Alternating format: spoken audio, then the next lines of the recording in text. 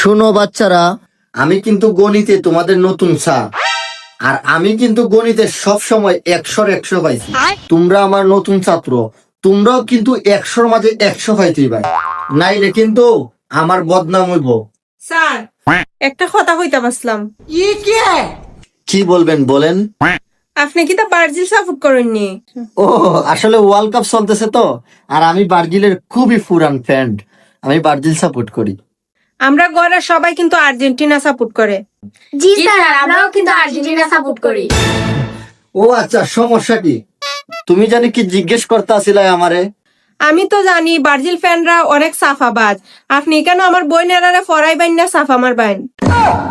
আরে কি বলেন, আমি গণিতে সব সময় 100-100 পাইছি। আচ্ছা ঠিক আছে, আপনার একটা প্রশ্ন করি। আপনি তিনের নামতাটা শুনছেন? আরে আপনি তো আমার 2 ইয়ার্স ছাত্রদের প্রশ্ন করছেন, এটা তো খুবই সহজ। 3 একে 3, 3 দুগানে 6, 3 তিরিকা 9, 3 চারে 12, 3 পাঁচা 15, 3 ছয় 18, 3 সাতা 21, 3 আটা 24, 3 নং 27, 3 দশে 30। আচ্ছা ঠিক আছে, সমস্যা নাই।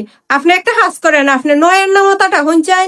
আরে শুনেন, ব্রাজিল সাপোর্ট করে দিকে ভাইবেন না, আমার বেন মাথায় না, বুঝছেন? আমার বেন কিন্তু মাথায়।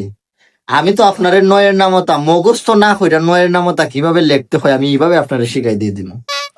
মগজ না হইলে নয়ের নামতা, ইটি আবার কেমনে? আপনি এখানে বসেন, আমি আপনারা দেখাইতেছি। এই তোমার খাতাটা দাও তো।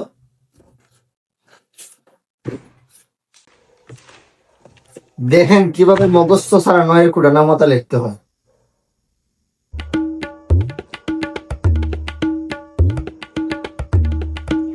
আপনি ফলো করেন। প্রথমে কিন্তু 0 থেকে শুরু করব, ঠিক আছে? এই যে 0, 1, 2, 3, 4, 5, 6, 7, 8, 9, 1, 2, 9 পর্যন্ত লেখছি না? তারপরে আবার 0 থেকে শুরু করবো।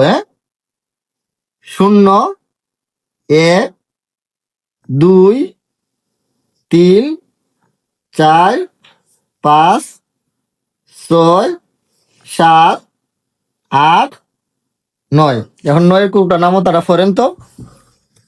9 একে 9, 9 দুগুণে 18, 3 নং 27, 4 নং 36, 5 নং 45, 6 নং 54, 7 নং 63, 8 নং 72, 9 নং 81, 9 দশে 90।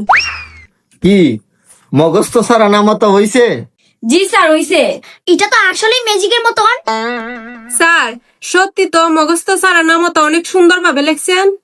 আমি আপনারে কইছি না, আমি সব সময় গণিতের মাঝে 100-100 পাইতাম।